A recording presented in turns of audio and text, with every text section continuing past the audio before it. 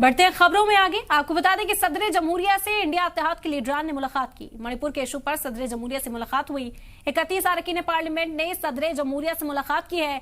मणिपुर के मामले पर सदर जमहूरिया को एक मेमोरेंडम सौंपा गया है। बता दें कि सदर जमहूरिया द्रौपदी मुर्मू से मुलाकात हुई। 21 रुकनी ये वक्त मणिपुर पहुंचा था, वहां से मुतासरीन से मुलाकात की।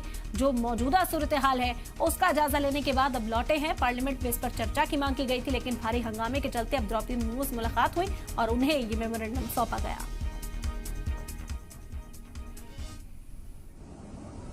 और जो उनका मुद्दा है उन पर भी जब चर्चा करना चाहते हैं उसमें भी हमें चर्चा करने के मौका नहीं दिया जाते हैं।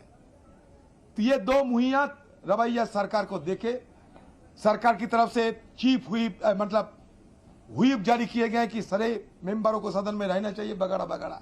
बहुत सारे बात होते हैं मीडिया में, लेकिन आज खुद देखो सदन के अंदर क्या हो गए। एक नया नजारा पेश करते हुए सत्तारूढ़ पार्टी खुद सदन को ठप कर दिए। मतलब ये गवर्नमेंट स्पॉन्सर्ड एडजॉर्नमेंट, सरकार ने खुद सदन को ठप कर रहे हैं।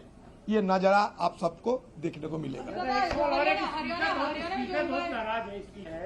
आप लोगों के रवैये से हंगामे के चलते पता नहीं स्पीकर आज हाउस में मिली है। नहीं, देखिए स्पीकर के साथ हमारे कोई संपर्क में खटस नहीं है। हम सारे मेंबरों सदन के स्पीकर पे मुरीद है। चाहे कोई हमारी तरफ से स्पीकर साहब को